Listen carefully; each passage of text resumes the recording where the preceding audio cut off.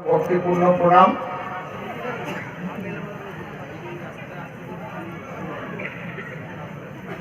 অনাদিরাদি গোবিন্দ সর্বকারণে কারণম শ্রীমতী রাধারানী সহ সকল ব্রজবাসী শ্রীপদ পদ্মে ভক্তিপূর্ণ প্রণাম জানাই। প্রেমের ঠাকুর শ্রী শ্রী চৈতন্য মহাপ্রভু নিত্যানন্দ মহাপ্রভু সহ সকল গৌর ভক্তের শ্রীপদ পদ্মে ভক্তিপূর্ণ প্রণাম জানাই। মাতা পিতা দীক্ষা গুরু কবিগুরু সহ অনন্ত কোটি ব্রহ্মাণ্ডের অনন্ত অবতার অনন্ত সাধু গুরু মহাপুরুষ পীর পয়গম্বর যারা জগতের কল্যাণের জন্য মানুষের মধ্যে অবতীর্ণ হয়েছিলেন, প্রত্যেককে আমার ভক্তিপূর্ণ প্রণাম জানাই। আমি কোনো কোনো শ্রদ্ধা জ্ঞাপন করি সাহেবডাঙ্গাবাসীকে, যারা প্রতি বছর মায়ের পূজা উপলক্ষে এখানে দুদিনের কবি গানের আয়োজন করে থাকেন। এটা এই সংস্কৃতিকে রক্ষা করে চলেছেন। শ্রদ্ধা জানাই যাদের আনুগত্যে এবং যে ভক্ত সমাগমের দ্বারায় এই অনুষ্ঠান সাফল্য মণ্ডিত হয়ে ওঠে, সেই ভক্তদের। আজকে আমাদের দুই দিনের কবি গানের শেষের দিনের কবি গান। এটা ঠিক আছে, ঠিক আছে। আবার এই গান শেষ হলে একটা বৎসরের জন্য আমরা তাকিয়ে থাকব। আমার মনে হয় সাহেবডাঙ্গার সবচেয়ে বড় একটা মহা উৎসব বললে এটাকে ভুল হয় না। বিভিন্ন জায়গার আত্মীয় স্বজনও তাকিয়ে থাকে, ওই কবি গানের সময় আমরা যাব। তাই আমাদের চলার পথে এই দুদিন থেকে যদি আমাদের মধ্যে দিয়ে আমাদের ব্যবহারে কোনো ভুল ত্রুটি হয়ে থাকে, তার জন্য কর্তৃপক্ষের কাছে আমি ক্ষমা প্রার্থনা করি। আপনারা অনাদিকাল ধরে এই মায়ের আরাধনা করুন এবং এই সংস্কৃতিকে রক্ষা করে আপনারা চলুন। মনিটর যাও। আমি ঠাকুরের কাছে প্রার্থনা করি যে সারা বিশ্বে আমরা একটা অতিমারী বা মহামারীর মধ্যে পড়েছি, অতি সহজে মায়ের করুণায় আমরা সেই আতঙ্ক থেকে মুক্ত হয়ে আমরা আবার যেন পুনরায় সেই আনন্দে যুক্ত হতে পারি। ঠাকুরের কাছে সেই প্রার্থনা করি।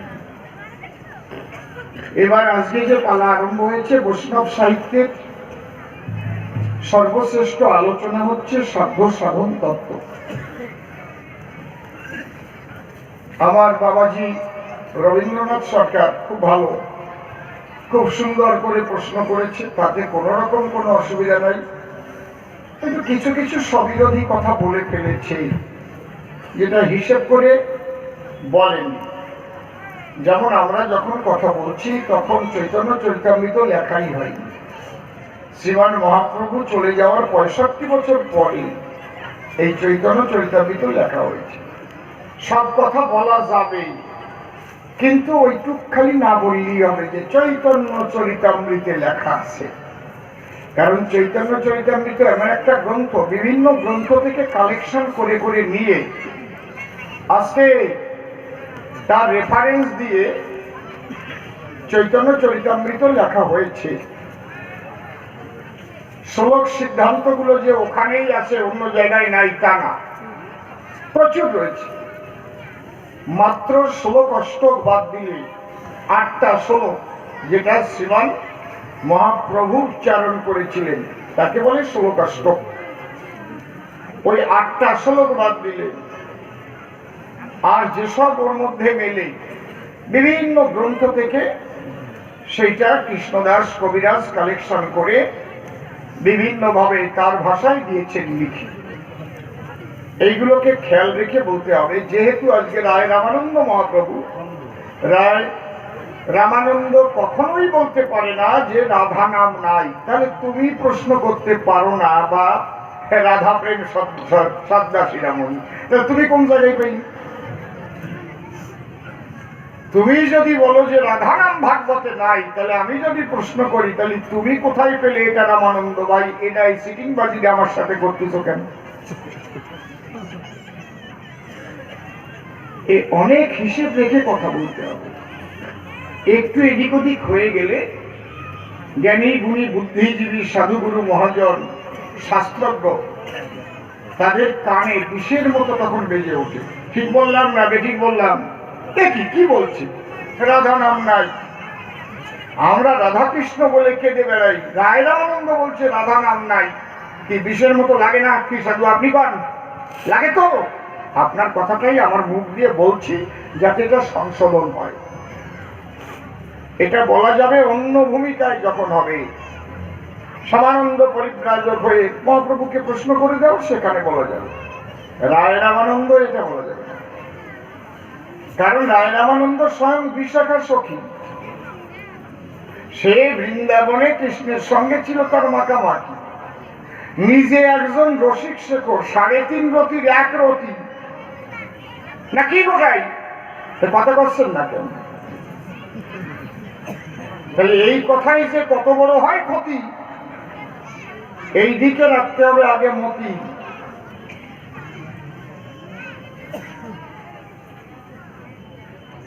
এই জন্য বাবাজি এটা খেয়াল করে কিন্তু কথা বলতে হবে। সব বলো, এমন কিছু বলো না যাতে তোমার ভূমিকা তুমি মাটি করে দাও। আজকে রাধা কৃষ্ণের নামে সারা পৃথিবী 128টা দেশে মন্দির হয়েছে, রাধা কৃষ্ণের মন্দির হয়েছে। বাবা যায় এখন আমার সমাজে দাঁড়িয়ে যদি আমি বলি রায় রামানন্দ হয়ে এই ভারতবর্ষের পশ্চিম বাংলায় দাঁড়িয়ে ভাগবতে রাধা নাম নাই।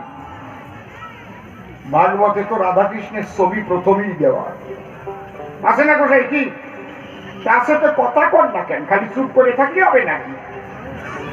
আমি যা বলবো তাই মেনে নেবেন নাকি? হয় নাকি? যাকে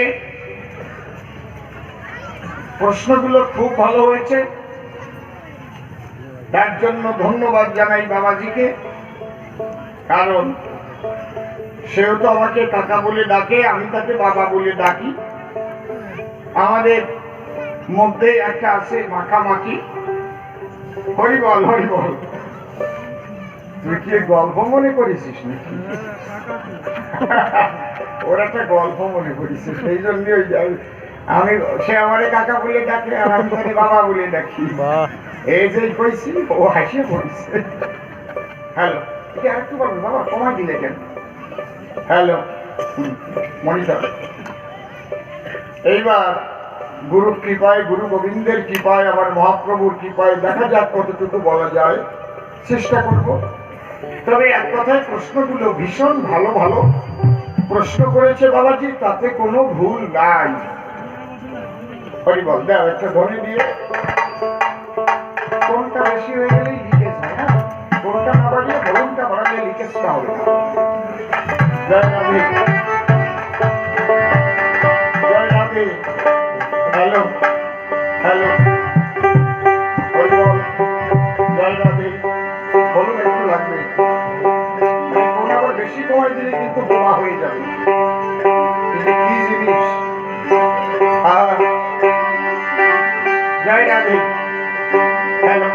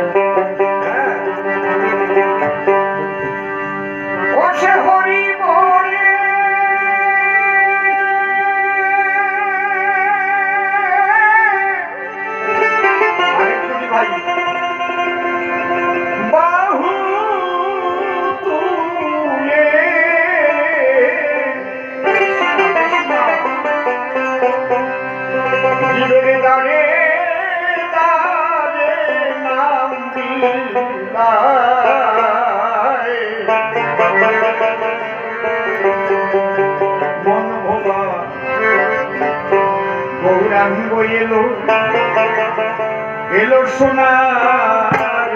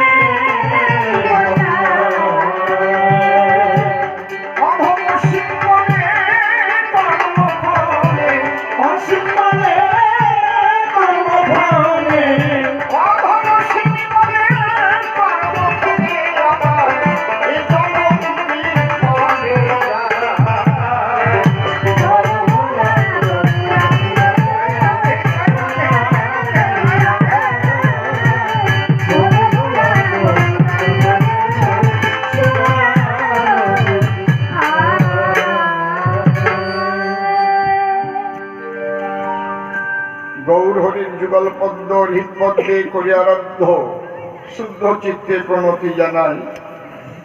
সাধুগুরু বৈষ্ণব হেরি আর যত পুরুষ নারী আমার ভক্তিপূর্ণ প্রণাম গ্রহণ করিবেন সবাই। বন্দনার ভাগ করে ক্ষান্ত কবিগানের যে বৃত্তান্ত আদি অন্ত চূড়ান্ত সিদ্ধান্ত করতে অন্তরের একান্ত আকিঞ্চন। বিপক্ষের কবি যিনি রায় রামানন্দ নাম ধরেছেন, তিনি আমাকে ইদানি করেছেন গৌরাঙ্গ রতন। তবে গৌরাঙ্গের ভূমিকায় কথা বলার মতো আমার যোগ্যতা নাই যথাযথ। তথাপিও সতত যখন গাহি কবিগান গাইতে গেলে যে ভূমিকায় যখন ফেলে সেই ভূমিকা গ্রহণ না করিলে থাকে না কবি কাব্যের মান।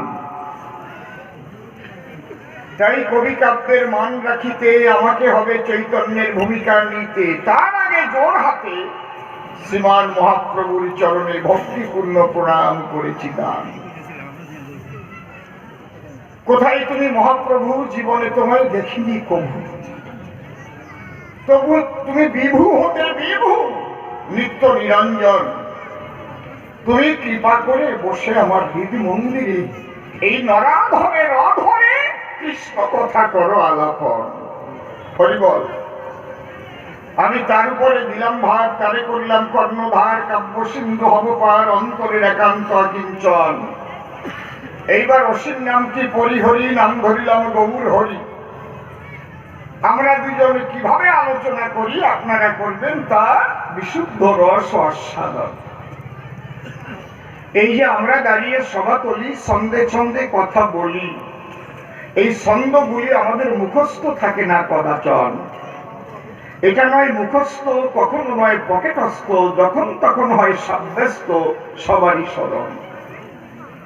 কবিরাজা বলে যে এটা পাওয়া যায় না স্কুল আর কলেজে, ব্যক্তিগত নলেজে উদ্ভাবনী শক্তির সাহায্যে হয় উদ্ভাবন। আপনারা রাখলে 1 লক্ষ, আমরা দাঁড়ায় সভাকক্ষ ধরিয়া যার যার পক্ষ বক্তব্য রাখতে পারি সর্বক্ষণ। কথায় কথায় হলে ছন্দ, আনন্দ পায় ভক্তবৃন্দ, ছন্দে বাধা প্রাণ গোবিন্দ শ্রীমধুসূদন। যে মানুষ ছন্দে চলে জীবন যায় না তার রসাতলে, জীবনের চলার ছন্দের পতন হলে জ্বালাময় হয় তার মানব জীবন। তাই কৃপা করুন নরনারী, আমি যেন সেই একটা ছন্দ নিয়ে চলতে পারি, আমার যেন জীবন ভরি কখনো না হয় সেই ছন্দের পতন। আপনাদের আশিস নিয়ে মাঠে এবার দাঁড়ালাম কবি কাব্য সভাতে। রায় রামানন্দ মহাপ্রভুর সাথে কৃষ্ণ কথা হবে আলাপন।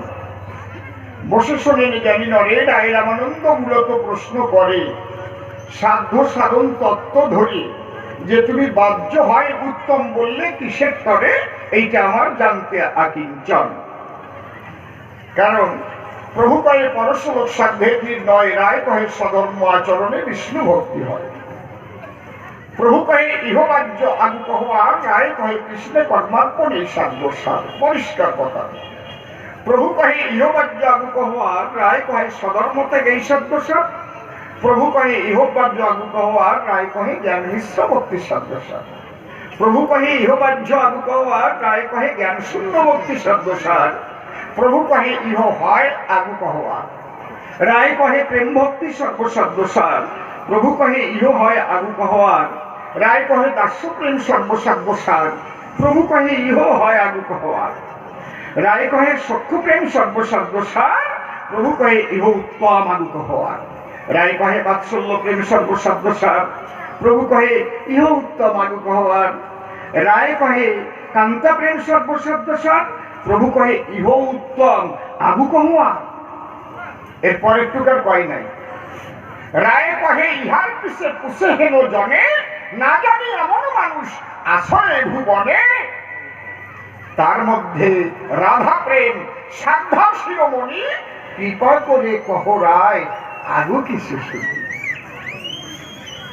তখন রায় রামানন্দ ধরিয়া বলেছিল তার ছন্দ, কাদের কপাল মন্দ, কথা কয় কেন? যাদের কোলে আছে কচি চারা একটু ঠান্ডা করে রাখবেন তারা, ওদের তো সবসময় আনন্দ ভিতরে ভরা, ওদের তো আনন্দ একানাও হয় নাই, ক্ষয়। আর যাদের কিছু হারাইয়ে গেছে আমার দিকে তাকিয়ে আছে, যদি হারা ধনের সন্ধান একটু পাওয়া যায়। নাকি খারাপ কথা বললাম নাকি? এই জন্যে যারা বাচ্চা ছেলে নিয়ে এসে চুপ করে আছেন বসে, আমি নিবেদন করি তাদের পাশে, তাদেরকে একটু শান্ত করে রাখবেন সর্বক্ষণ। শান্ত যদি না হয়, নিবেদন করি আপনাদের পায়, এখান থেকে দোকানে গিয়ে একটু জিলিপি খাওয়া হবে, দেখবেন শান্ত হয়ে যাবে। এটা হচ্ছে একান্ত কথা, আমি জিলেপি ছাড়া কোনো কথা বলতে পারবো না।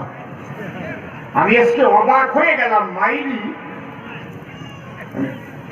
এই পুরো দলের লোক শুনিয়ে দেখ, আজকে সকালে আমি 3 খান জিলেপি খেয়েছি। আজ 30 বছর আমার সুগার, তবে আমি কন্ট্রোল করে চলি। ভাবলাম আজকে তো 250-300 বাড়বে না এই সুগার।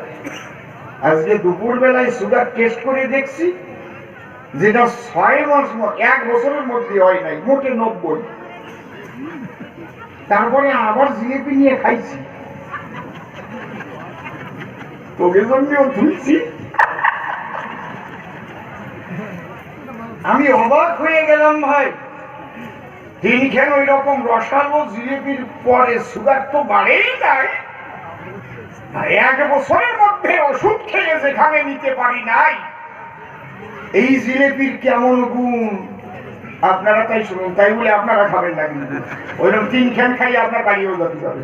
আমার কমে গেছে বলে যদি বলেন যে আমিও খাবো, তবে আমি আনন্দে খাইছিলাম। ঠাকুর ওমা, তোমার এখানে আসছি যখন, আজ যেটা প্রসাদ জ্ঞানে করবো, বক কাতে ইচ্ছে করতেছে। নেগেটিভ পজিটিভ এক হয়ে গেছে।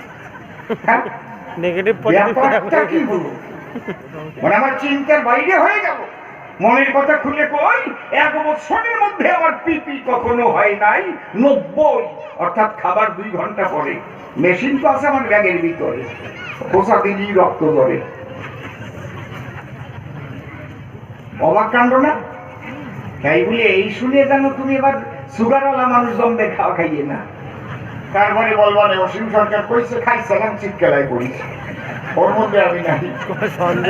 তোমার যদি ভক্তি থাকে মায়ের পায়ে, খাও দিয়ে দেয় দোকানের ঘাট। সন্দেশ খাইলে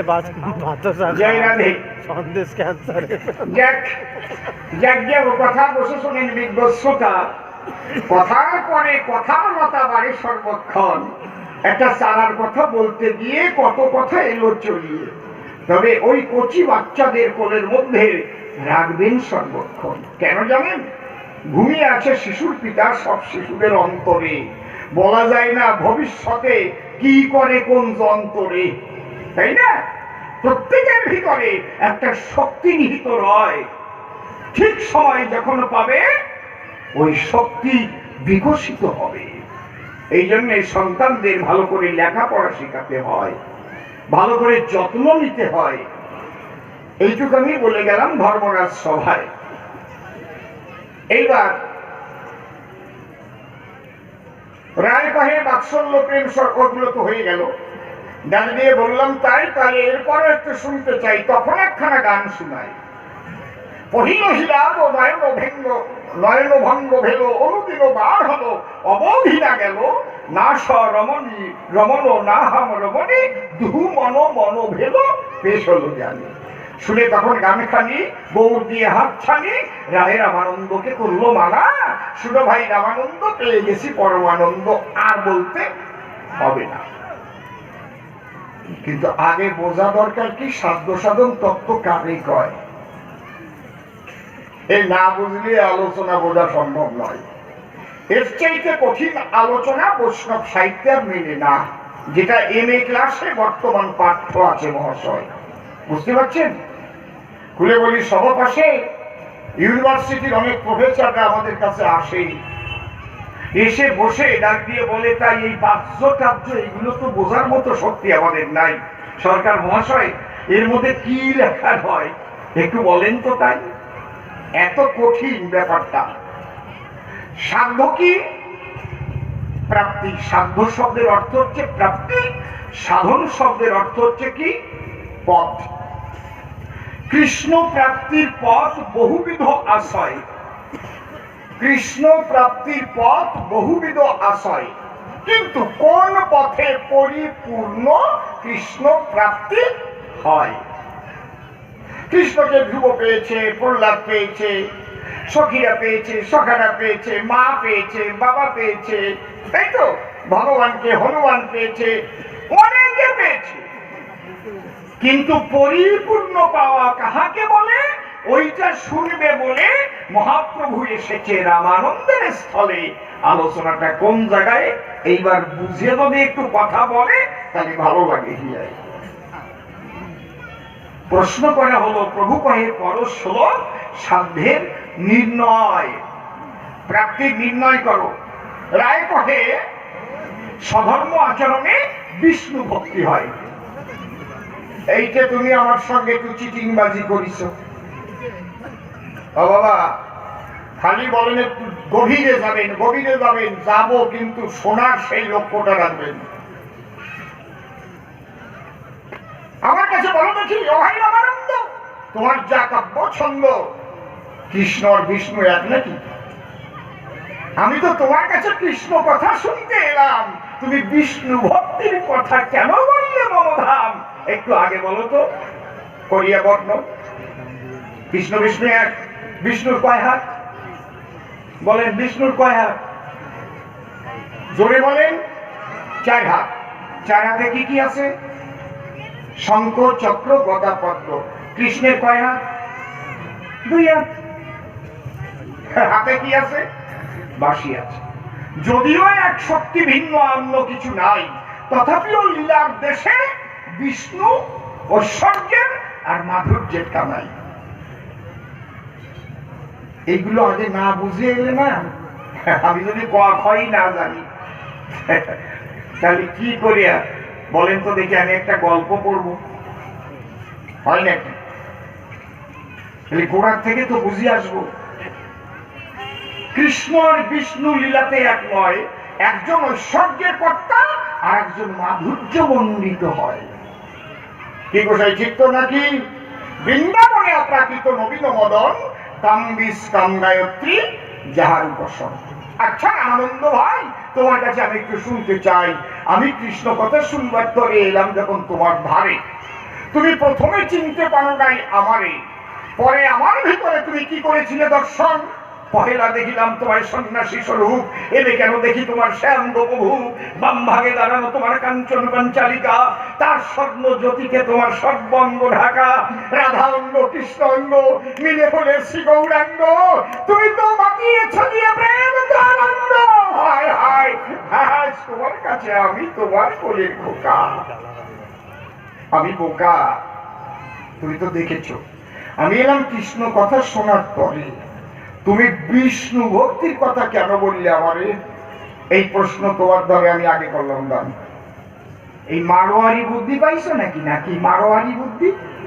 কেউ রাগ করবেন না যদি কেউ মারোয়ার থাকেন। মারোয়ারি বুদ্ধির সাথে পারাবারি দায়। একবার শনি আর লক্ষ্মী দুইজনে ঝগড়া বাঁধাইছে। শনি ডেকে বলে আমি বড় হব তাই, লক্ষ্মী বলে আমার সেই বড় কেহ নাই। দুইজনে যখন এতে বাধাইল দ্বন্দ্ব, দেখেন এবার একজনের কপাল হলো মন্দ। শনি লক্ষ্মী দুজন নারায়ণের কাছে গেল, গিয়ে যখন এই প্রশ্নখানা দিল, বলে তুমি বলো নারায়ণ বড় হবে কেবা? এখন নারায়ণ ভাবে লক্ষ্মী আমার করে সেবা, যদি শনিকে আমি ছোট করি ও চড়বে আমার ঘাড়ে, লক্ষ্মী ছাড়া হব আমি যে ওই পরে। আমার লক্ষ্মীকে ছোট করলে ঘরে কে করিবে রান্না, ঘরে দিয়ে শুনবো শুধু লক্ষ্মী দেবীর কান্না। বলে শোনো শোনো শোনো, যদি কোনো হাকিমের কাছে বিচার বটে যায়, আসামি যদি হাকিমের আত্মীয় স্বজন হয়, তাহলে স্বজন প্রীতি থাকতে পারে, মিথ্যা কথা নয়। তখন অন্য হাকিমের কাছে কেস চলে যায়, না না না হবে না, কারণ যার বিচার করবে সে তো তার নিজের বউ। নারায়ণ বলে তোমরাই আমার কথা লও, জানতে হলে তাড়াতাড়ি ব্রহ্মার কাছে যাও। নিজের কাটাই দিল। ব্রহ্মার নিকটে গিয়ে দাঁড়ালো দুইজন, একই প্রশ্ন ওরা করে উত্থাপন। বলে দুজনের মধ্যে বলো কে বা বড় হবে? ব্রহ্মা কথাই শুনে পাচ্ছে না আর ভেবে বলে আমার কাছে পাঠাইছে কি? ওই নারায়ণ। আমার গায়ে এবার সব চাপাই দিতে চাচ্ছে। বলে ব্রহ্মা বলে ওই তত্ত্বই আমার জানা নাই, তোমরা শিবের কাছে চলে যাও, এখন দুজন নাই কায়দা কি? আমার এই সুরে বলার সাথে সাথে যারা স্থানীয় লোক তাদের ভাল লাগতেছে না? ওরা পাঁচালি বললে পরে বোঝে না তো মোটে, আর সঙ্গে সঙ্গে বললে তো নেচে ওরা ওঠে। কায়দা আছে, আমি সব পারি, বুঝতে পারছেন? এবার শিবের কাছে যখন এতে দাঁড়ালো দুইজন, ডাক দিয়ে বলে তখন ভোলা পৌঁছানো। এই কি ব্যাপার? বলে আমরা দুজন এসেছি, বলো কি বা বড় হবে? তাই শুনে শিব আর পায়না মোটে ভেবে কে পাঠালো? বলে বলো না কে পাঠালো? ব্রহ্মাদেব। শিব বলে এই তত্ত্বই আমার জানা নাই, তোমরা মর্ত ভাবে চলে যাও কোনো মারোয়ারি ঠাই।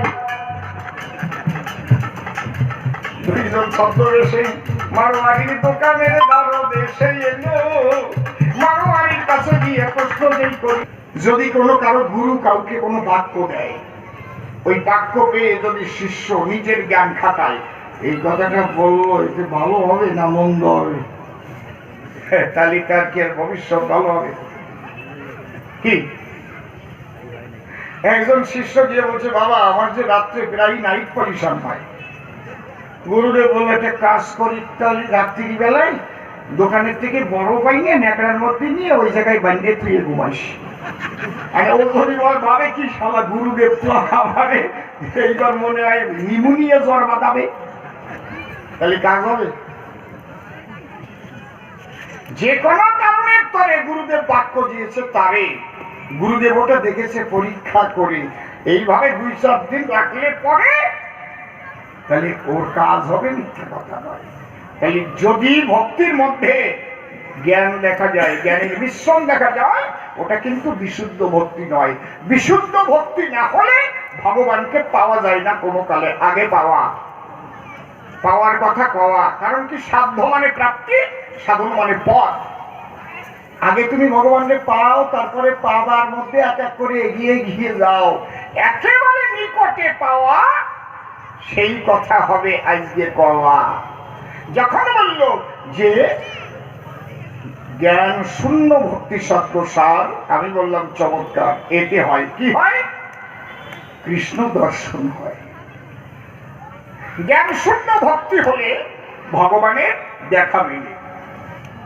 অজ্ঞান যাবে, সজ্ঞান যাবে, বাহ্যজ্ঞান তোর পরে রবে। এই দশা করে যখন হবে তখন উঠবে চিদানন্দের নিশান। আমি নাম কব না, কথা দাঁড়ালো এই জায়গায় কৌশল। অজ্ঞান যাবে, সজ্ঞান যাবে, বাহ্যজ্ঞান তোর পরে রবে। এই দশা তোর যখন হবে তখন উঠবে চিদানন্দের নিশান। অর্থাৎ ওই নাম করিতে করিতে বসে শোনেন শুধু সতে, প্রেমে আপ্লুত হয়ে যদি তার দেহ জ্ঞান শূন্য হয়ে যায়, পার্থিব জ্ঞান তার আর থাকে না। বসে শোনেন শুধু জনা, তখন বিশুদ্ধ প্রেমের দ্বারায় ভগবান তাকে দেখা দেয়। তার একটা ছোট্ট ঘটনা বলছি। রামদাস বৈরাগী, সে একজন আত্মত্যাগী, কৃষ্ণ সেবা করে সবসময়। মাটির একটা কৃষ্ণ তৈরি করে রাখেছে ঝোলার ভিতরে, দাঁড়ে দাঁড়ে কিছু ভিক্ষা করে কৃষ্ণকে ভোগ দেয়, সে তার পোশাক পায়। নাম কি? রামদাস বৈরাগী। ভক্ত চরিত্রের কথা বসে শরীর বিগ্রস্ত। এখন মাটির কৃষ্ণ দেখে অনেক সময় খিচুড়ি প্রসাদ দেয় কৃষ্ণের মুখে। যুক্তিবাদীরা অনেকে ডেকে, গ্রামে তো অনেক লোক থাকে, বলে এই রামদাস কি কি করস রে? ওই মাটির কৃষ্ণের মুখে যদি জলীয় খিচুড়ি দেয় ওই কৃষ্ণ গলিয়ে যাওয়ার আছে ভয়, আর ওইসব পূজা করে কি লাভ হয়? হ্যাঁ, তোর মাটির কৃষ্ণ কথা কয়, তার চাইতে কথা লবি জান্ত মানুষের সেবা দিবি। বলে আমার কৃষ্ণ কথা কয়, হাসে খেলে নাচে গায় বাঁশি বাজায় শোনায়। বলে দেখাতে পারিস, শোনাতে পারিস? হ্যাঁ পারি। মাঘ মাসের শীতের রাত বটে, লোকজন বলে তার নিকটে তোর কৃষ্ণ যদি মুখ দিয়ে কথা ফোটে আর বাঁশরি আমাদের শোনায়, অন্তরে আমাদের আছে ভাবো তোরে আমরা মাথায় তুলে নাচবো। বলে আমি যা করব তোমরা কিন্তু তাই করবা সেই সময়। বলে কি করতে হবে? মাঘ মাস রাত 12টার পরে আমার সঙ্গে যেতে হবে ফাঁকা মাঠের ভিতরে, আমি যেভাবে ডাকবো উচ্চস্বরে তোমরাও কৃষ্ণ বলে ডাকবে সর্বজন। বলে চলো যাই। 1000 খানেক মানুষ গেছে, কুয়াশাও সেই রকম পড়ছে, নাক মুখ দিয়ে ঠান্ডা ঢুকছে, আর ও গিয়ে 2 হাত তুলে ভাসিয়ে চোখের জলে হা কৃষ্ণ বলে ডাকছে, হা কৃষ্ণ গোপাল। কোন সন্তানের পিতা যদি হারিয়ে যায়, যেভাবে কেঁদে কেঁদে আকুল হয় আমার বাবা কোথায়। কোন সন্তানের মা যদি হারা হয়, মায়ের জন্য যেভাবে কেঁদে বেড়ায় মাতৃহারা শিশুর মতো কাঁদিতেছে অবিরত। গোপাল গোপাল বলে চোখের জলে ভেসে ধুলাতে গড়ায়। ওর ওইগুলো দেখার পরে কিছু কিছু লোক ওই সব একটু ভঙ্গি ভাঙ্গা করে করে, ওই ভাব তো নাই ওদের ভিতরে। এখন রাত যখন ঘন্টাখানেক গেছে বেরিয়ে, একজন বলে আর একজনের ঠাই এই জায়গায় রাত ভরে থাকলি করোনা না হই আর উপায় নাই, চলো বাড়ি যাই। পাগলা, হ্যাঁ পাগলা না ছাগলা? এক এক করে সবাই চলে গেছে যার যার ঘরে, তলে শুয়ে পড়ে। কিন্তু রামদাস পাগলা, রামদাস বৈরাগী, কে গেছে আর কে আছে সে জ্ঞান তার নাই। কৃষ্ণ গোবিন্দ বলে পড়ে আছে ধরণী তলে, এখন আর কৃষ্ণ বলার ক্ষমতাটুকু তার মুখ দিয়ে নেই। কৃষ্ণ বলিতে বলিতে ওই নাম জপ থেকে অজপার ঘরে যায়। মুখে নাম হয়েছে বন্ধ, হৃদয়ে মন্দিরে কহেছে হ্যাঁ গোবিন্দ। ধুলাতে লুটিয়ে উলঙ্গ অবস্থায়, ওই অবস্থায় আসে পড়ে রাধারানী বলে গোবিন্দের ধারে, অগোবিন্দ তুমি না বলেছ আমার হতে নাম বড়, নাম হতে আমার ভক্ত বড়, ওই যে যে তোমার ভক্ত মারা যায়, তাই নাকি? বলে হ্যাঁ রামদাস, সে দেখো কৃষ্ণ নামে তার উল্লাস। কৃষ্ণ বলে রাধার পাশ, রাধারানী আমি তো বসেছিলাম তোমার অনুমতিটুকু নেবার জন্য, কারণ রাধারানীর কৃপা যদি কারো প্রতি না হয়, কৃষ্ণের কৃপা হয় না প্রভু এই দুনিয়ায়। তোমার কৃপা যখন হলো চললাম আমি নীলদল, বাঁশি হাতে নিয়ে যখন মাঠের মধ্যে যায় আমার কৃষ্ণ জগন্নাথ, যখন রামদাসের অঙ্গে স্পর্শিল হাত, অমনি রামদাসে জ্ঞান ফিরে পায়, এসেছো প্রভু, বাজাও বাঁশি, দেখো হাজার হাজার ভক্ত আসি ওই বাঁশির ধ্বনি শুনতে চায়। কৃষ্ণ দেখে বলে তাই, ও রামদাস কি বলবো তোর পাশ, কেউ তোর বান্ধব না, কেউ না, সবাই গেছে চলে, কঠিন শীতে শুয়ে আছে, ঘুমিয়ে আছে যার যার লেপের তলে। বলে ওরা তো তোমার বাঁশি শুনবে বলে এসেছিল, তুই না বলেছিলে আমি যেমন করব তেমন তোমরা করতে পারবে, কেউ পারেনি বলে বাঁশি শোনার যোগ্যতা ওরা অর্জন করেনি ধরণী তলে। রামদাসের বাহ্য জ্ঞান হয়েছিল শূন্য, প্রেম ভক্তি নিয়েছিতে ডাকিতে ডাকিতে প্রাণ গোবিন্দ দেখা দিল। সেই জন্য আমার কাছে বলুন দেখি, তার বাইরের জ্ঞান কোনো ছিল নাকি? সে উলঙ্গ অবস্থায় পড়েছিল মৃত্তিকায়।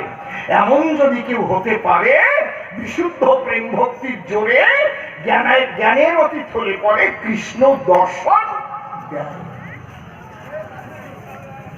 তাহলে দর্শন পেলাম, দর্শন পেলে কি হয়ে গেল?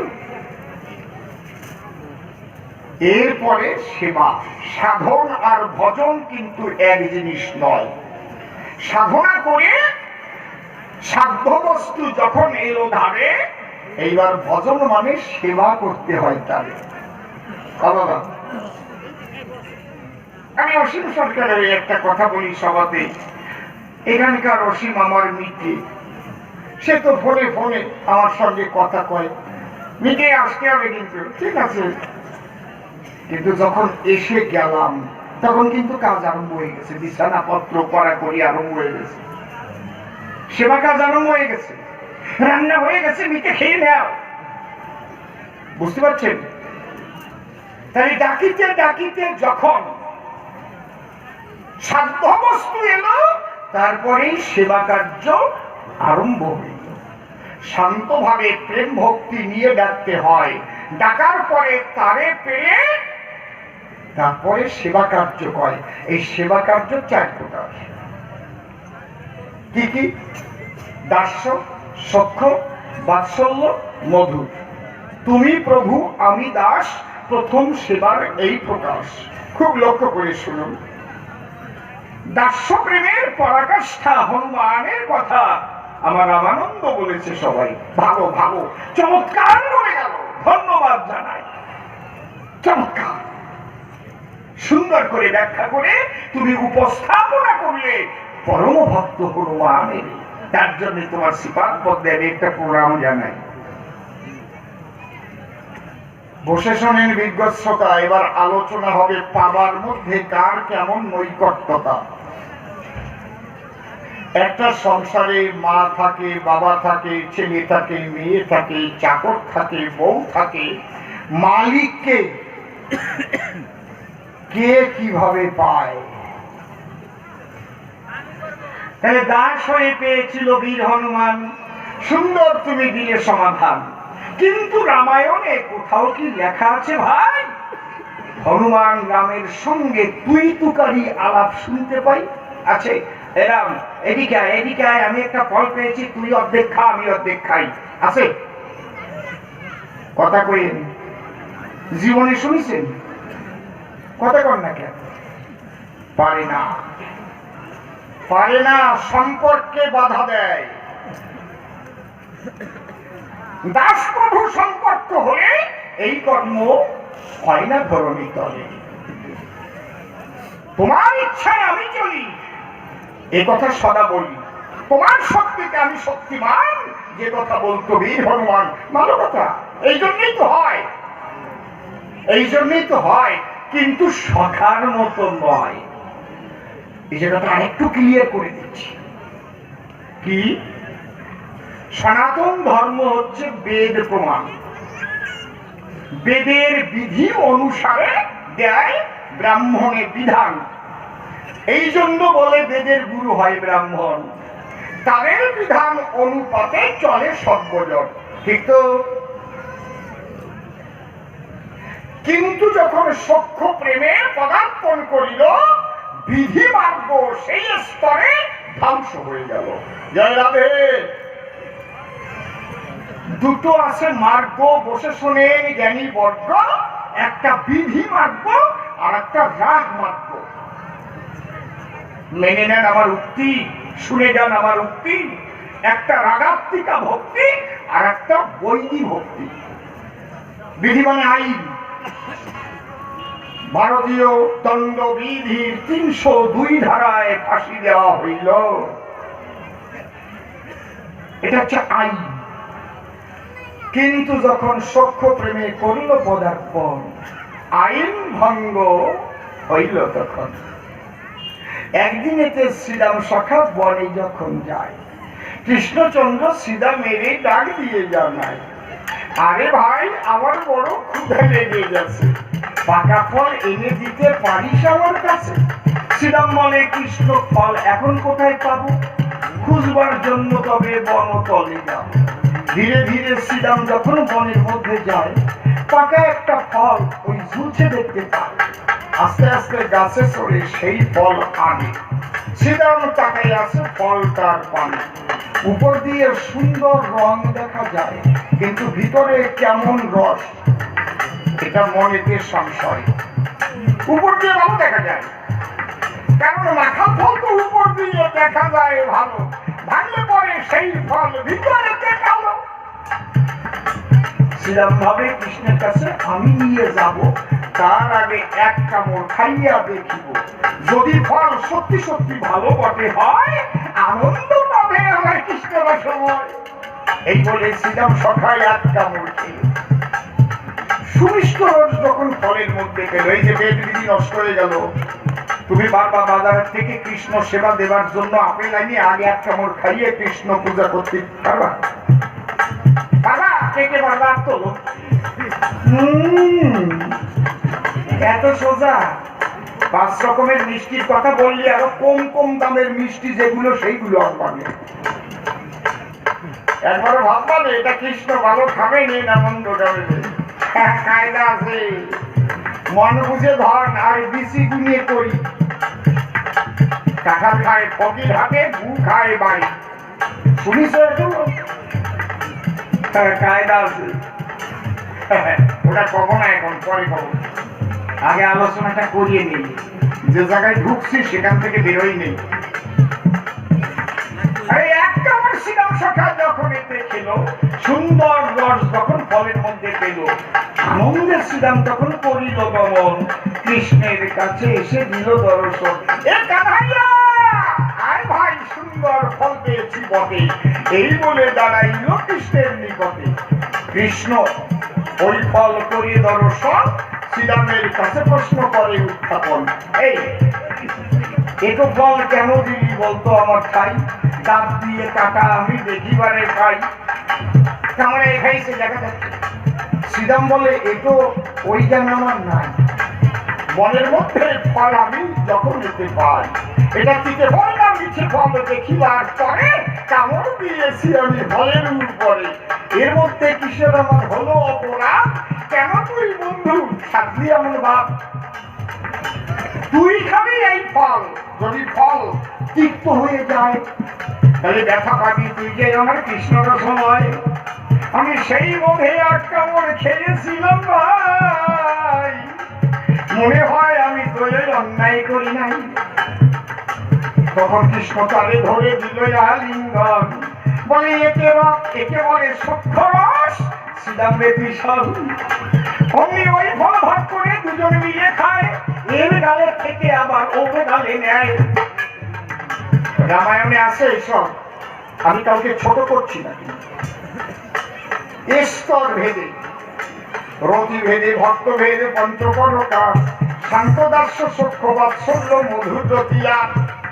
দেখো গুণাধিক্যের সাদাধিক্য বাড়ে পঞ্চরসে, শান্তদাস্য সূক্ষ্ম বাৎসল্য মধুরে এতে বসে।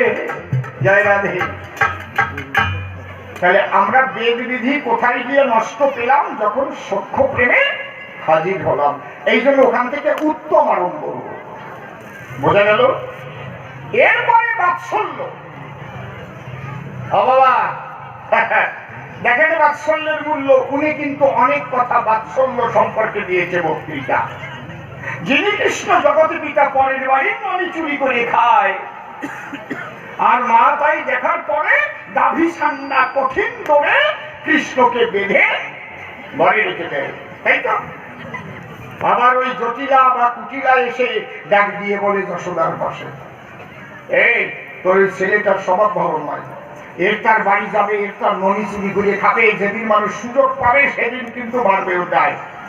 একদিন জটিলায় আসিয়া বলে যশোদার ওঠাই, তোর ছেলে জন্মেছে খারাপ দুরন্ততা নাই, একটু শাসন করি, ধরে মারি বেঁধে রাখি বাড়ি, ওকে ধরতে পারলে বাঁচাবো না, হার করে বাবুল।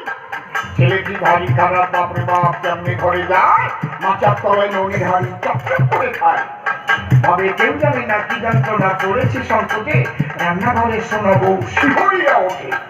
ভোরে পায়ে কালু বাজে, কয়না বাজে, ওঠে সকালবেলা, শুদ্ধ ভণ্ড দেখে বউয়ের মুখখান বড় কামা। দুঃখে প্রাণ বাঁচে না, দুঃখে প্রাণ বাঁচে না, কি যন্ত্রণা এত কি আর সয়, রান্নাঘরে শোনা বউ কান্না জুড়ে লয়। বলতে সই কেমনে, বলতে সই কেমনে, বউ যখন যমুনাতে যায়, ওদের বসন চুরি করে রাখে কদমেরা গায়। শিশি লজ্জায় মরি ব্রজ পুরী, কত ছেলে আছে তোর মতো এমন ছেলে, কার বা জন্মেছে চালাকের গুরু গোসাই, তোর কানাই কোন দেশে বাঁচিল, ওই ছেলেকে ধরবে বলে রসিক হয়েছিল, পারল না কর্ম। তাহলে যিনি হচ্ছেন ভগবান, মা যশোদা ধরে তার দুই কান আঙুল দিয়ে শাসান, এই ক্ষমতা কিন্তু সখাদের নাই। এক সখা যদি কৃষ্ণের কান ধরে, কৃষ্ণ আর এক সখার কান ধরিতে পারে, পারে না? এই তুই আমার কান ধরে টান দিতে ধরেও দেব। কিন্তু মা যদি ধরে কান, যদিও সে ভগবান সর্বশক্তিমান, সে কি কথা বলতে পারে মায়ের উপরে?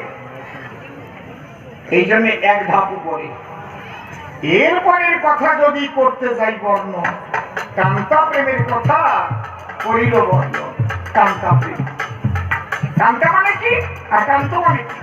কান্তা মানে স্ত্রী আর কান্ত মানে স্বামী। আপনারাও জানেন, জানি কিন্তু আমি।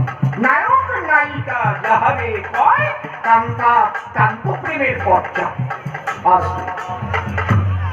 এই এখানে যখন গেল, ওটাকে উত্তম বলা হলো। কিন্তু আছে, সব কান্তা কিন্তু এক কান্তা নয়। কান্তার মধ্যে আবার একটু নোনতা পান্তা কোনটা পাওয়া যায়।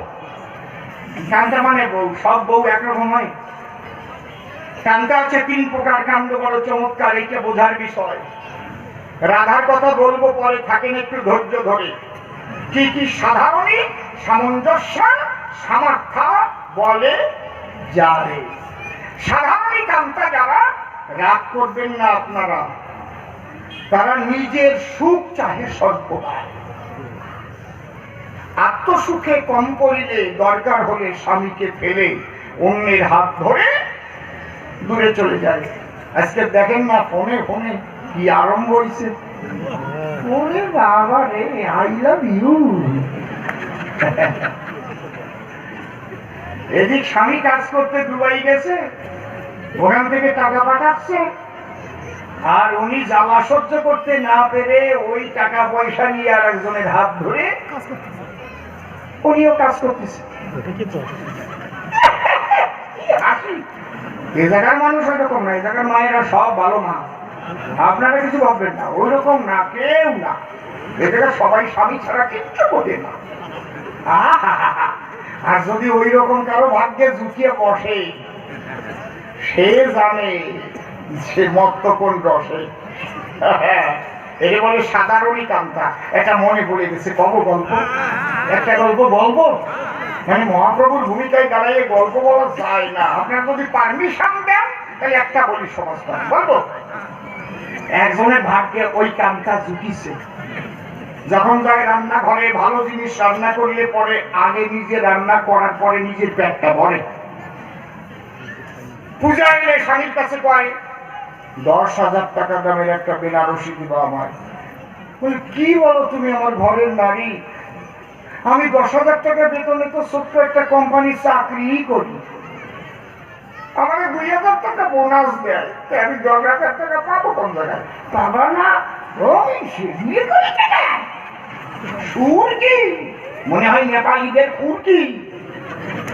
হ্যাঁ, এইবার রস পাচ্ছে, এই হাসা আসছে, সংবিধান আরম্ভ হয়েছে, এতক্ষণ হয় নাই। একদিন ওই লোকটা পল নিয়ে বিলে গিয়ে 22টা পেয়েছে কই, এইরকম বড় বড় কই। এখন আর পাবেন কই, তবু একটু কই। কয়টা কই? 22টা। পলো চেনেন তো? পলো, বাহ, তাহলে সুখ আছে। তবে মনে হয় আমার এই দেশীয় যারা ভাই ব্রাদাররা আছে, ওরা মনে হয় পলকে অন্য জিনিস বলে। পলই তারা তো দাঁড়ায় দাঁড়াই আছে, পল থেকে পলই। এইরকম তো না যে হিন্দিতে একরকম আর বাংলায় একরকম, মরিয়ে গেলাম আমি। আমার এখন কথা বলাই বন্ধ হয়ে গেছে, বুঝতে পারছেন ব্যাপারটা কি? যাক, হ্যাঁ, ওই যে বাইকে গিয়ে পলই পেয়েছে 12টা 22টা কই, কই এনে দিয়েছে গৃহিণীর সন্নিধানে। শুনছো ফুলমালা কই? এই তো আমি এসে গেছি, জানে মাছ ধরে আনবে নে। আর এইসব মেয়েদের কিছু পাবার সময় যা স্বামী গিয়ে ময়াম দিতে পারে রে, ওরে বাবা রে বাবা। মনে করো সোনার কোনো ভালো একটা গহনা বানাবে, সেই সময় স্বামী রে গায়ে গায়ে হাত দিয়ে, সত্যি তোমার শরীরটা খারাপ হয়ে গেল কেন? ঠিক আছে, আমি দুধের সর রেখে রেখে তোমাকে খাওয়াবো। স্বামীও একেবারে আনন্দে বদ্ধ হয়ে যায়। ওই টাইমে বুঝতে হবে এরপরই 50,000 কষবে। আপনারা না, আপনারা তো ভালো, আপনার গোপন গেছি না। যখনই কই মাছ করে দর্শন, অমনি মুখে হয়েছে একেবারে সুমিষ্ট ভাষণ। তুই কি সুন্দর কই এনেছো গো, সত্যি আমার বাবা একদম খাঁটি বল নির্বাচন করে বিবাহ দিয়েছে আমাকে। ও, আর তো মনে হয় এতগুলো কই কেউ পাইনি না। আর স্বামীও ভুলে উঠতেছি, তাই না আমি তো পেয়েছি, আরো অনেকেই পাইছে। একটু বেশি পাইছে, স্বামীও বেশ একটু একেবারে সুখে সুখে পুড়ে উঠছে। আমার থেকে ভালো কেউ হ্যাঁ রাখ, কথা কোশনে মুখে। আর তুমি একটা কাজ করো, ধরো আমার কথা ধরো, আমার তো পানে একটু কাজকর্ম আছে, তুমি এটাকে রান্না করো, এসে সবাই মিলে সেবা করবো। 11টা ভাজিছে আর 11টা ঝোল দিছে। এখন ভাজার পরে আর ঝোল দেওয়ার পরে ভাবতেছে এই গুষ্টির পাতে দিতে দিতে আর আমি পাবো না, কারণ ও আছে, ওর মা আছে, ওর ভাই আছে, ছেলে আছে, আর শুনলি কেন আরো বন্ধু বান্ধব আসবে দেখছে, আমার বাকি আর হবে না। একটা ভাজা তো খাইয়ে নেই, ভাজা কই মাছ একটা খাইছে, ও কামড় যখন দেশে কই মাছের তেলে মুখ ঘুরিয়ে গেছে। ভাজা কই মাছ খেতে এত মজা, তাহলে ঝোলেরটা কেমন তা তো খাইতা। এবার ঝোলেরটা একটা তুলে কাটা বেছে বেছে দিয়েছে গালে, ও পরানটা জুড়ে গেল রে। দেখে ভাত ওই ঝোলেরটা খেয়ে ভাজার স্বাদ গেছে ভুলিয়ে, ভাজারটা যেন কেমন ছিল। তাহলে আর একটা ভাজা খাইয়ে নি, আর একটা ভাজা খেয়েছে, ঝোলেরটার স্বাদ ভুলে গেছে। আর একটা ঝোলেরটা খেয়েছে, ভাজারটার স্বাদ ভুলে গেছে। এই করতে করতে 21টে খাইয়ে ফেলেছে। যা কই কয়টা, কয়টা 22টা কই ছিল, তার 21টার দফা শুনল। এইবার চিনতে এলো, হায় হায় হায়, 21টা খাইয়ে ফেলেছি, আর তো একটা রয়েছে এই জায়গায়, এখন করুন কি? ওদের আবার বুদ্ধি আছে, কিন্তু মারাত্মক বুদ্ধি ওদের মধ্যে। যখন স্বামী বাড়ি এসেছে, একটা কই মাছ পাতে নিয়ে ভাত টাত সাজাইয়ে দিয়ে স্বামীর সামনে নিয়ে দিয়েছে, আর আঁচলটা চোখের সামনে দিয়ে কাঁদছে। সন্ধে খোঁচা দিলেও চোখে জল পড়ে না।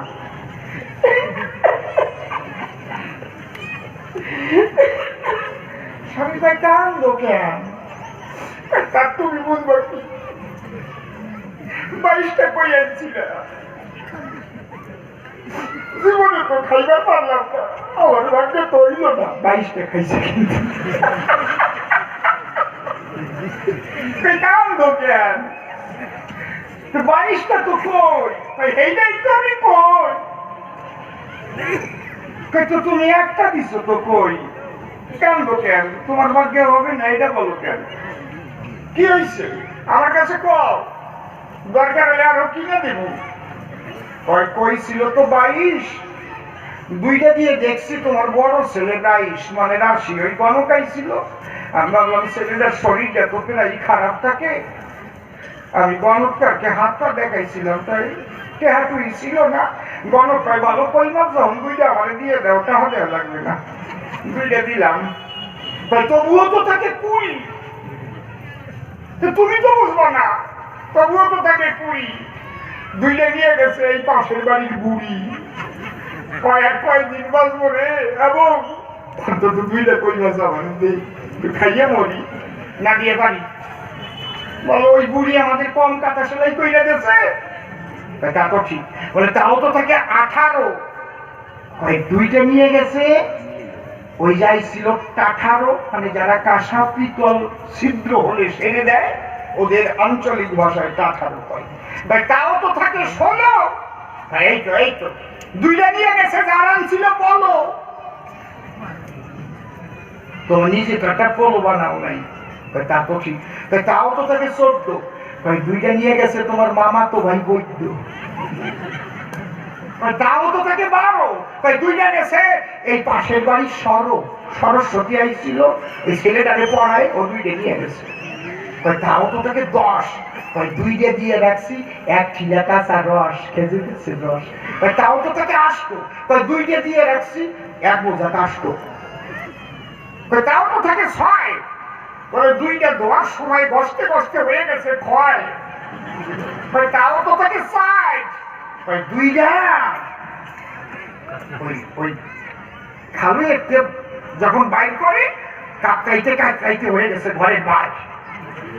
একটা লেপ সেলাই করা সুই, তাও তো থাকে 1, নিপুঞ্জা চোখ পটাইয়া দেখ, যদি হয় ভালো মানুষের পর ওর 1 পিঠ তুই খায়, 1 পিঠ আমার জন্য খো। 22টা খাইছি। কায়দা আছে কি বাবা, ভালো গল্প না? কি আপনাদের খারাপ লাগছে নাকি? হ্যাঁ না, এই বুইরা দুইজন কেমন মুখ কালা কইতে বসে আছে, একটু বলেন বইটা হাসেন। তাহলে একে বলে সাধারণী কামতা। সামঞ্জস্য কাকে বলে? সামঞ্জস্য করে খেলে, যারা সামঞ্জস্য করে চলে, তুমিও বাঁচো আমিও বাঁচি, দুজন যখন এক জায়গায় আছি, একে কি বলে? সামঞ্জস্যারতি। সামার্থারতি কাহাকে বলা হয়? আত্মসুখ বিবর্জিতা যে কান্তা বসুধায়। এই জন্যে কবি গান লিখেছেন, রাধা প্রেমকে বিশ্লেষণ করতে গিয়ে কি, ও বন্ধু রে ওরে আমার কাঁদায়ে যেন তুমি থাকো সুখে, ওরে তোমার যত প্রকার আগুন আছে ও দিয়ে যাও হে আমার বুকে বন্ধুরে, আমারে কান্দায়ে যেন তুমি থাকো সুখে। আমাকে কাঁদায়ে যদি তুমি সুখে থাকো, সেই আমার সান্ত্বনা। তোমাকে দুঃখ দিয়ে আমি সুখ চাই না। একদিনের একটা কথা বসে শোনেন, বিজ্ঞশ্রোতা। মধুর বৃন্দাবন নিধুবনে রাধাকৃষ্ণ দুইজনে মুখোমুখি সুখাসনে করে আছে উপবেশন। আসে মায়েরা কালী মন্দিরের সামনে কথা বলে, কালী মন্দিরের সামনে কথা বলে।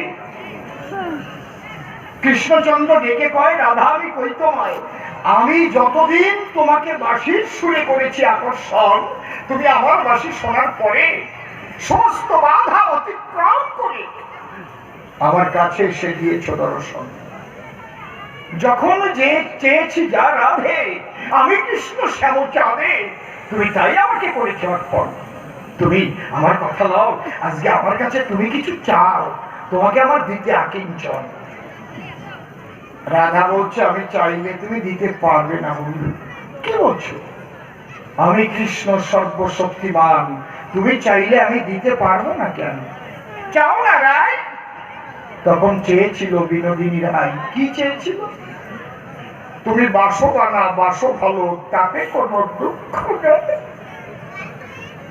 আমি তোমাকে বাসিব ভালো, এই ভিক্ষা চাই। এখানে শাস্ত্রকার কি লিখেছে? অন্যান্য অভিলাষিতা শূন্য জ্ঞান কর্ম দ্বারা বৃতং আনুকূল্যেন কৃষ্ণানুশীলনং ভক্তির উত্তমা। তাহলে বসে শোনেন নারীগণে, রাধারানী কৃষ্ণের কথায় জবাব দিল তার ধারে, তুমি বাসো বানা, বাসো ভালো, তাতে কোনো দুঃখ নাই, আমি তোমাকে বাসিব ভালো, এই ভিক্ষা চাই। একে বলে সামার্থারতি। এই রতিতে রাই শ্রীমতী শ্রীকৃষ্ণকে প্রেমে দিয়ে করেছে বন্ধ। বসে শোনেন নারীগণে, রাধা প্রেমকে ভাগবতে ব্যাখ্যা করে 4টি শব্দ দিয়ে লিখেছেন কৃষ্ণ দ্বৈপায়ন। রাধা প্রেমটা কি? অহৈতুকী, অকামনা, রাগাত্মিকা, বেদাতীত। 4টে শব্দ প্রয়োগ করা আছে। অহৈতুকী কারে কয়? আত্মসুখের হেতু যেখানে বর্জিত হয়ে যায়, নিজের সুখ আকাঙ্ক্ষা কিছু মাত্র নাই, অহৈতুকী জগৎ আমরা সেই জায়গা পাই। অকামনা কারে বলে? কাম আছে কিন্তু কামনা নাই হৃদিতলে। কাম আছে, কামনা শূন্য, সে কাম কৃষ্ণ সেবার জন্য। তাইতে রাধা ধন্য ধন্য, ধন্য মধুর বৃন্দারণ্য। রাধা প্রেমের দায়, তাই প্রেমানন্দে বলে হরি গুরু হলো রাই কিশোরী। সেই প্রেমে কৃষ্ণ গিরিধারী হার মেনে যায়। সেই প্রেমটা কি? ছোট্ট একটা গান দিয়ে আমি একটু বলছি। জয় রাধে। সখী ভালোবাসা বলে তারে গো, সখী ভালোবাসা বলে তারে, সখী ভালোবাসা বলে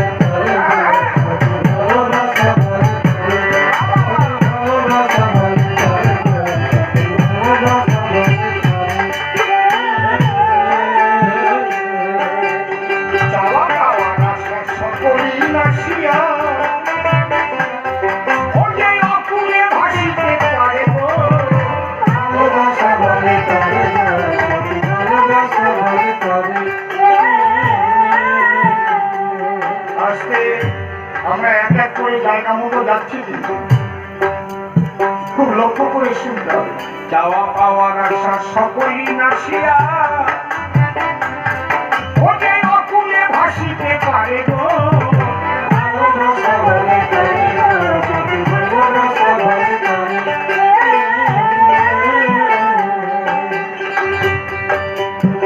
গানের পথটা কি?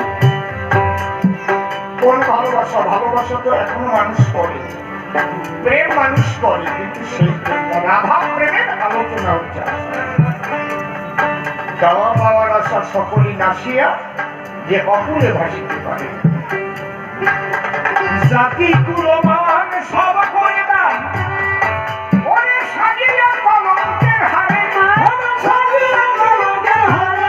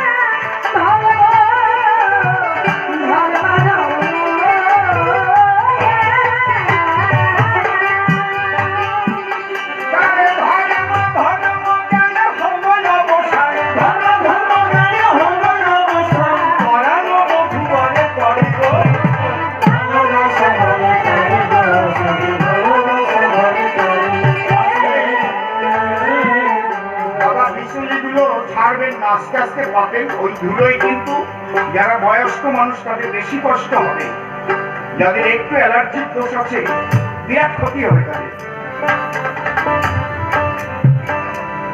আমরা ধর্ম করব কিন্তু বিজ্ঞানকে অবমাননা করে ধর্ম করাটাকে আমি পছন্দ করি না। সবই লাগবে আমাদের। দেখেন আজকে যে প্রেমের আলোচনা হচ্ছে, এই প্রেমে কোনো ধর্ম নাই, জাতি নাই, কুল নাই। এই ওখানে দাঁড়ালে বারবার কথা বলে, ওখানে দাঁড়িয়ে না থেকে জিলিপির দোকানে চলে যাও না, খাও আর না বসো, কথা বলবো না কেন। আজকে কারণ আজকে যে আলোচনাটা হচ্ছে এই আলোচনা সবার মাথায় ঢুকবেও না, আমি জানি। যেখানে ধর্মই নাই, কারণ সতী ধর্ম হচ্ছে পতি সেবা করা। এই রাধারানী ধর্ম নাশ করেছে, সে তো পতির ঘর থেকে কৃষ্ণের কাছে।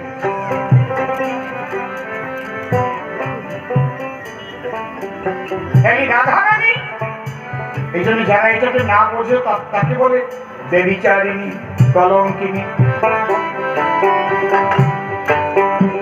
একটা কথা কিন্তু বলে গেছে, ওটা বাবাজি রবিন হয়ে হয়তো বলেছে, কেন রায় রামানন্দ বলা যায় না, সুপ্রিম কোর্টের রায়ের কথা। সুপ্রিম কোর্ট সম্পর্কে কোনো কথা আলোচনা করা আমাদের কবির গানের মধ্যে উচিত না বলেই আমি মনে করি। সর্বোচ্চ আদালত তারা যেটা তাদের অভিমত, যেটা ভালো বুঝেছে সেটা করবে। কিন্তু যদি কোনো নারী পুরুষের সত্যি ভালোবাসা হয়, সে কি পরকীয়া করতে যায় নাকি নাকি? আর যদি ভালোবাসা নাই হয় তাহলে পরকীয়া করার আগে ডিভোর্স হয়ে যাওয়া ভালো। আমার বোধে এই কথা কয়। কি বলেন আপনারা, কি বলেন? আমি একজনের ঘর করবো, তার খাবো, আর অন্যজনকে গিয়ে আবার খাবো, বা আমি পুরুষ হয়ে অন্য নারীকে আসক্ত হব, আবার ওটারেও ধরে রাখবো, পিটাবো, এগুলো ঠিক না, এগুলো ঠিক না। নারী পুরুষের ভালোবাসার একটা মূল্য আছে। এই ভালোবাসার ফসল এই সন্তানরা, আগামী দিনের ভবিষ্যৎ, এরা পৃথিবীর ভবিষ্যৎ। শুধু ভারতবর্ষ নয়, শুধু পশ্চিম বাংলা নয়, সুন্দর মানুষ যদি সৃষ্টি না হয় তাহলে আগামী দিন পৃথিবী ধ্বংসের মুখে চলে যাবে। যদি চোর, ছেচর, বদমাশ, চরিত্রহীন এইগুলো বেড়ে যায় তাহলে কি হবে? আত্মপ্রাসী সুখ থাকবে, শান্তি থাকবে, সব নষ্ট হয়ে যাবে।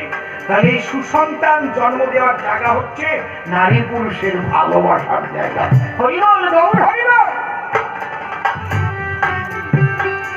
সেই ভালোবাসা না থাকলে সেই সংসার বাদ হয়ে যাওয়াই ভালো আমার মতে। কারণ তাতে ওই ভালোবাসা ছাড়া যে কয়টা জন্মাবে ওই কয়টার দ্বারা জগতের ক্ষতি হবে। আমার কথা রাগ করছেন নাকি? একদম খাঁটি কথাটা বললাম, একদম খাঁটি কথা যেটা বললাম, এটা আমি বলি না, অসীম সরকার বলছি। শ্রী ঠাকুর অনুকূল চন্দ্রের বাণী আছে, স্বামীর প্রতি টান যেমনই ছেলেও জীবন পায় তেমন আছে না? যেভাবে তার স্বামীকে স্ত্রী করতে উদ্দীপিত, তেমন তোর সন্তান পাবে তেমনই সম্মিলিত।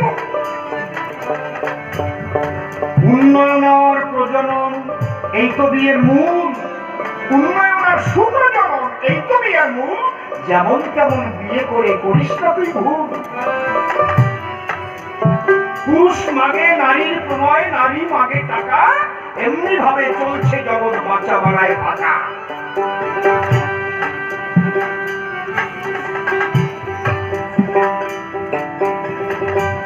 এই ভালোবাসা আজকে রাধা কৃষ্ণের ভালোবাসা। রাধাকে কৃষ্ণই বা কি?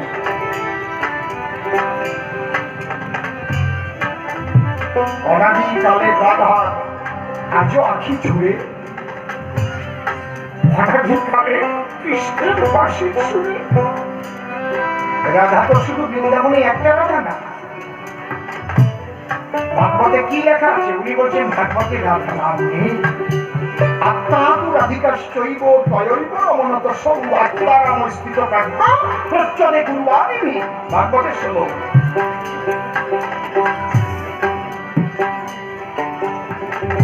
প্রতিটি জীবাত্মা রাধা হতে পারে, প্রতিটি জীবাত্মা হতে পারে, কিন্তু বৃন্দাবনে যে লীলাটা হয়েছিল ওখানে যাব আমি, নামটা সেরে নিই। এই লীলা কেন হয়েছিল, রাস কেন হয়েছিল, এটা বোঝার মতো ক্ষমতা যাদের নেই তারা বেবিচার ভেবে রাধাকৃষ্ণকে অবজ্ঞা করে। তাহলে আমার গান কি গাইছি? জাতি গুণবান সর্বপরিণাম সাকিয়া কলঙ্কের হারে, সাকিয়া কলঙ্কের হারে। ধর্ম ধর্ম গেলে হলো অবসান, ধর্ম ধর্ম গেলে হলো অবসান, ধর্ম ধর্ম গেলে হলো অবসান। পরাণ বন্ধুর তরি গো, ভালোবাসা বলে সত্যি ভালোবাসা বলে।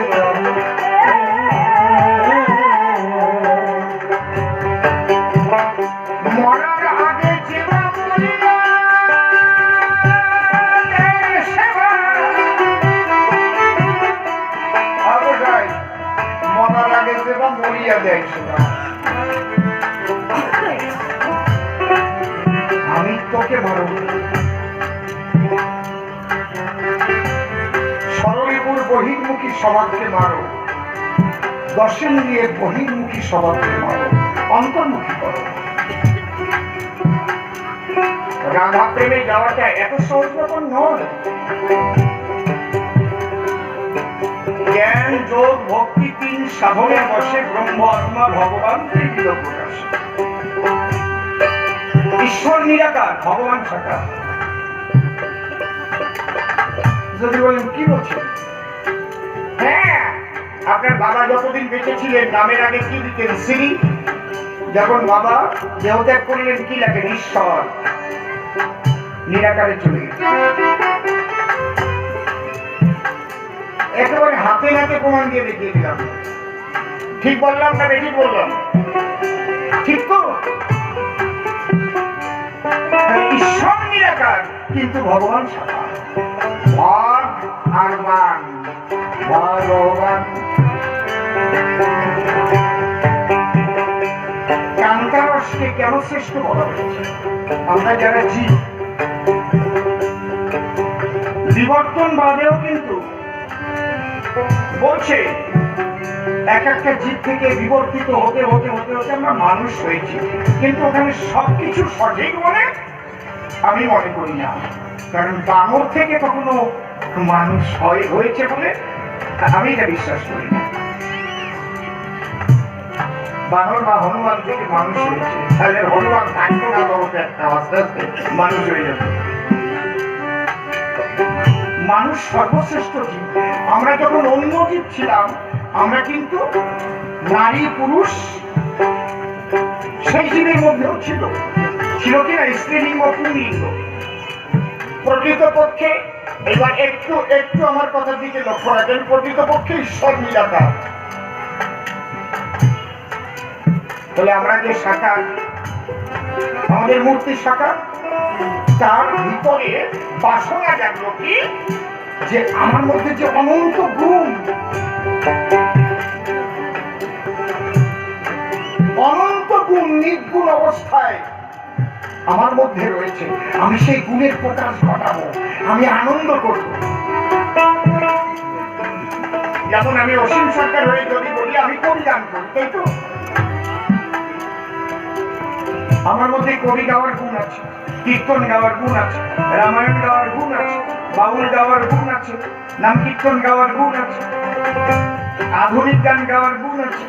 কিন্তু আমি যদি কোনোদিন না গাই, শুয়ে থাকলাম জন্ম করে, তাহলে সেই গুণ জগতে প্রকাশ পাবে? পাবে কি? তাহলে সে ঈশ্বর নিরাকার, তার মধ্যে অনন্ত গুণ রাশি, অনন্ত।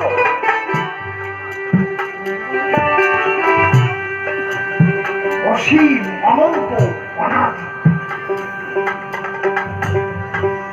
উপনিষদ বলছেন তার অনিচ্ছার ইচ্ছা হলো যে আমি রসার সাধন করব, তাহলে আমার শক্তির প্রকাশ ঘটাবো কিসের মাধ্যম দিয়ে? লীলার মধ্যে দিয়ে। এই জন্য প্রথম 1 থেকে 2 হলো। তার আগে তিনি কি করলেন? পাঞ্চীকরণ করলেন। পাঞ্চীকরণ উপনিষদের ভাষা দিয়ে বলছেন। পাঞ্চীকরণটা কি?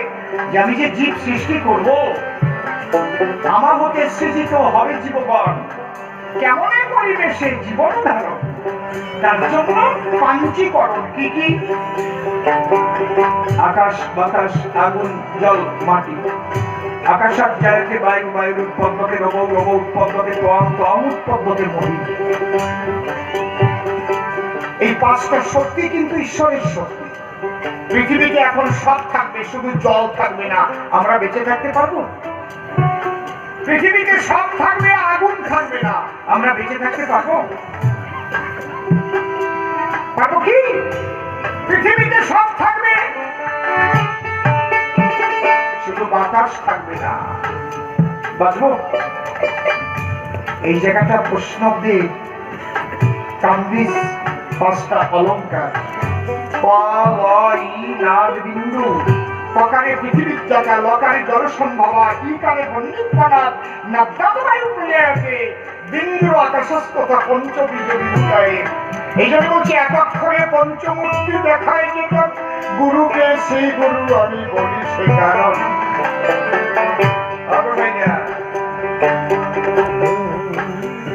এই যে পঞ্চতত্ত্ব, এই যে প্রথম সৃষ্টি করলেন স্বশক্তি। বুঝেছ বাবা? আপনি যে বাবার ছেলে, বাবার বিন্দু থেকে, মায়ের রজ থেকে আপনার দেহটা সৃষ্টি হয়েছে নাকি বাতাসে তৈরি হয়েছে? মায়ের 4, বাবার 4, গুরু দিয়ে 10, 18 মোকাবের তন্ত্রে ফেলে মহারস। তাই মা বাবা আমার দেহের মধ্যে আছে, তার সত্তা দিয়ে দেহটা হয়েছে।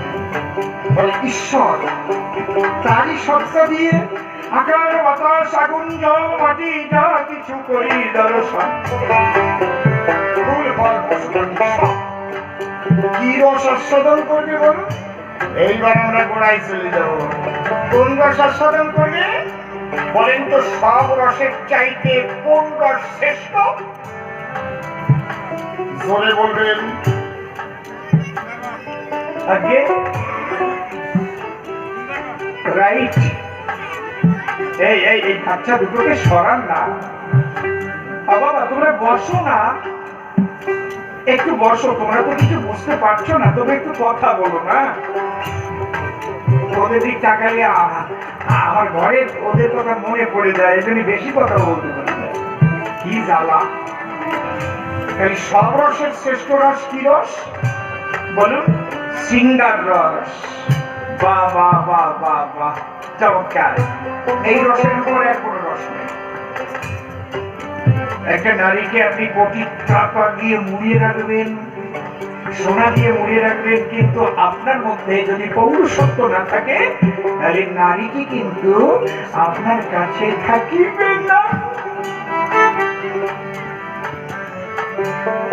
থাকলেও টুনটুকুটুন করে বেড়াবে। সিঙ্গার রসে আনন্দ দেওয়ার মতো আপনি সক্ষম নয়। তাহলে আমরা যখন পোকামাকড় ছিলাম, কুকুর বিড়াল ছিলাম, বিভিন্ন জীবজন্তু ছিলাম, সিঙ্গার রস আস্বাদন করেছি, কিন্তু আমাদের রস আস্বাদন হয় কেন? মৃত্যু হয়েছে, মৃত্যু হয়েছে, মৃত্যু। এই জন্য আনন্দ করতে গিয়ে আমাদের আনন্দ নষ্ট করে ফেলেছি। গৌর হরি বল।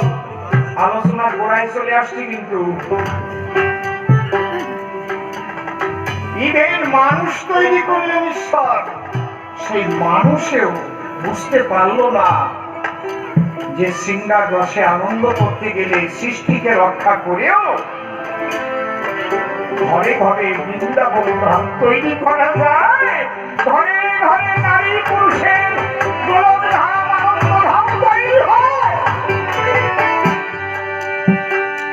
সেই জন্য বৃন্দাবন লীলা করলে তাদের নিয়ে তার অন্তরঙ্গ অন্তরঙ্গা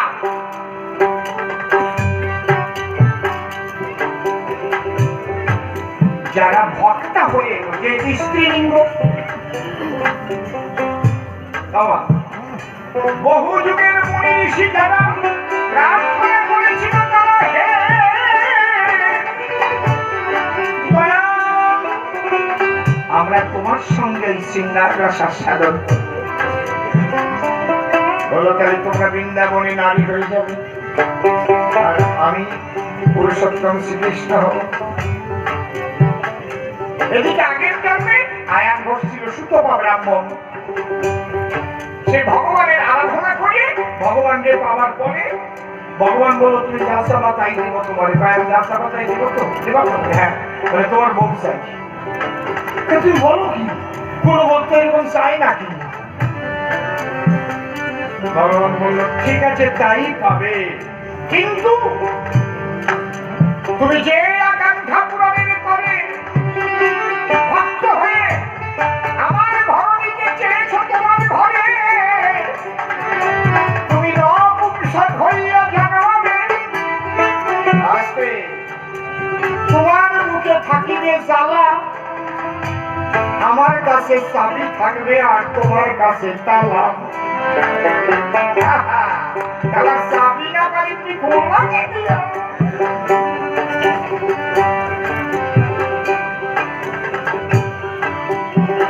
দেখেছেন, এই জন্যে রাধারানী বলল, পরমা প্রকৃতি বলল, আমি কিন্তু তোমার মুখ আগে না দেখে বিশ্বই দর্শন করবো না। ঠিক বৃন্দাবনে যে লীলাটা হলো, এই লীলা হচ্ছে কান্তা রসের শ্রেষ্ঠ লীলা, মধুর রস যাকে বলে, যে রসের পতন নাই, শুধু আনন্দ আনন্দ। আমার গানটা আগে শেষ মরার আগে ছিলাম মরিয়া দেয় সেবা,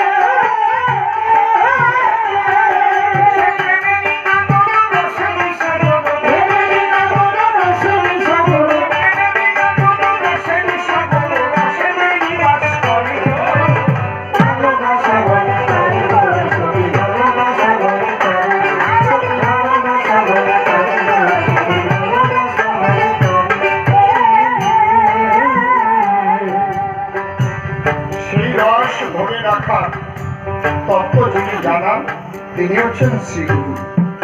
এই জন্য বলছেন দীক্ষা গুরু কৃষ্ণ আমার, শিক্ষা গুরু রায়, বৃন্দাবনের ভজন যাহার কাছে পায়, ঊর্ধ্বলিঙ্গ ঊর্ধ্বলিঙ্গ হরি ঊর্ধ্বমতি হয়, ঊর্ধ্ব না হলে ফিরে যাবে জমানো, পুরুষের লিঙ্গ হয় মস্তকের মনে, তাহারিয়া খেলা করে সেই দেবপদ সাধকের স্থান হয় বৃহৎ বৃন্দাবন, শিরাধিকা হয় যে তাহার প্রেমের মহাজন। জয় রাধে। এই যে প্রেম রস আস্বাদন, এই আস্বাদনের সর্বশ্রেষ্ঠ গায়িকা শ্রীমতী রাধারানী।